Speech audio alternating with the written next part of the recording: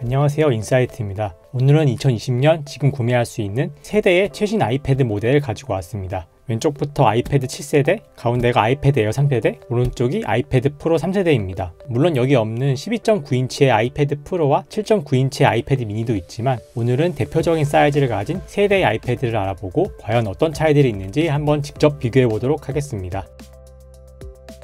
먼저 중요한 가격부터 짚고 시작하겠습니다. 가장 저렴한 모델 기준으로 해서 아이패드 7세대는 449,000원, 에어 3세대는 629,000원, 프로 3세대는 999,900원입니다.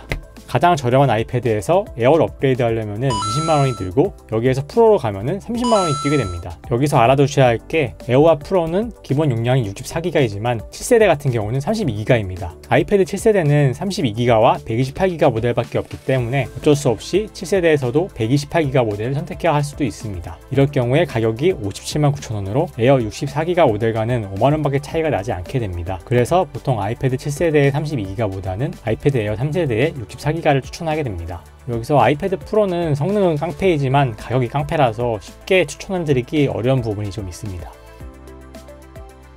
두 번째로 제품 사이즈와 무게에 대해 알아보겠습니다. 아이패드 7세대는 10.2인치를 가지고 있으며 에어는 10.5인치로 아주 조금 더 커졌지만 비율은 4:3으로 동일합니다. 프로는 11인치이며 비율이 4.3:3으로 아주 조금 더 와이드에 가까워졌습니다. 그래서 16:9 영상을 비율을 볼 때 중능 영역인 검은색 레터박스가 다른 4:3 비율의 아이패드들보다 아이패드 프로에서는 조금 더 작아지게 됩니다.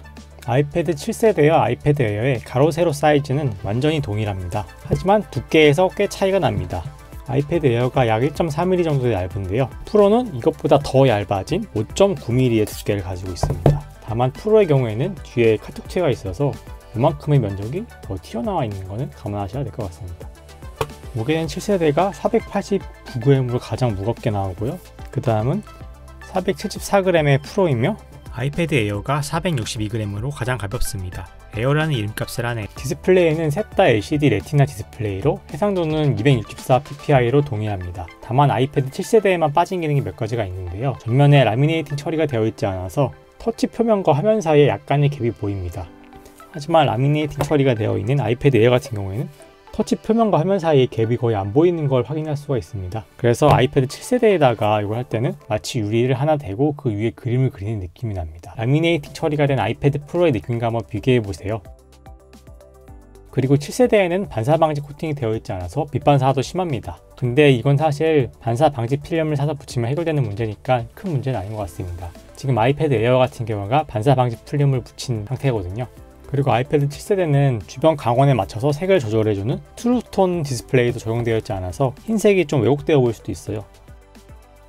더 많은 색 영역을 표현하는 와이드 컬러 디스플레이 P3도 7세대에는 탑재되지 않았습니다. 그리고 아이패드 프로는 일단 최대 밝기가 600칸델라로 7세대와 에어의 500칼렌다에 비해서 더 밝습니다. 무엇보다도 프로모션 기술로 120Hz의 화면 주사율이 적용되었는데 쉽게 말해서 1초에 60장의 이미지로 애니메이션을 보여주는 7세대와 에어에 비해서 프로는 1초에 120장을 사용해서 더욱 부드러운 애니메이션을 보여줍니다. 개인적으로는 이 부분이 아이패드 프로 사용 시에 가장 체감되는 부분이었습니다.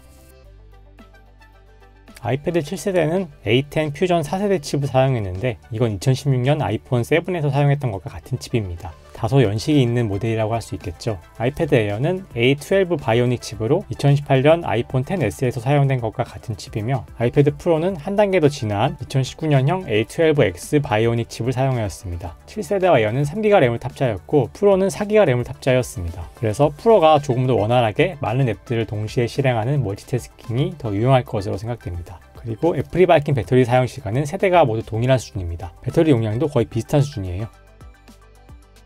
유일하게 아이패드 프로 모델만이 애플 펜슬 2를 사용할 수 있습니다. 그리기 성능은 동일하지만 다른 점은 각진 외관뿐 아니라 옆면 자석을 이용해서 수납을 하는 방식이 도입된 점, 펜 옆면에 터치 커맨드가 추가되었다는 점입니다. 펜슬 1세대의 부채식 충전 방식은 봐도 적응되지 않는 부분인 것 같습니다. 아이패드에서 카메라는 중요하지 않다고 흔히 말합니다만 패드를 쓰다 보면 종종 카메라를 쓸 일이 발생하곤 합니다.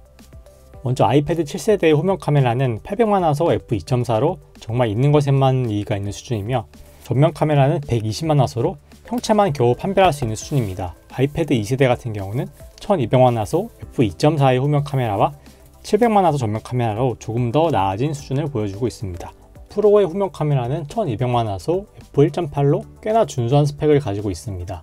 촬영도 4K 60프레임까지 지원을 하고요. 그리고 전면에 달린 700만 화소와 트루뎁스 카메라를 이용해서 인물 사진 모드 등 최신 아이폰에서 지원하는 기능들을 사용할 수 있습니다.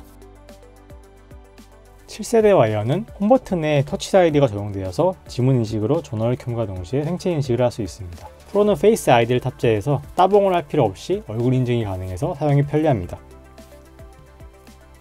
잠금 해지뿐만 아니라 사이트에 로그인할 때도 지문 인식보다 얼굴 인증으로 가능하기 때문에 꽤 편리하게 로그인을 진행할 수 있습니다.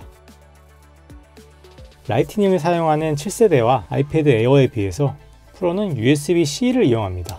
그래서 USB-C를 이용하는 다양한 젠더들을 사용할 수 있는 게 또 아이패드 프로의 장점이라고 할 수 있겠습니다. 하지만 만약 내가 아이폰을 쓰고 있다고 하면은 같은 라이트닝을 쓰는 아이패드 에어와 아이패드 7세대를 쓰는 게 훨씬 더 케이블을 휴대하는 측면에서는 편리할 것 같습니다. 따로 이 라이트닝도 챙기고 USB-C도 챙기는 게 참 불편하더라고요. 아이패드 7세대 와이어는 전용으로 나오는 스마트 키보드를 사용할 수 있습니다.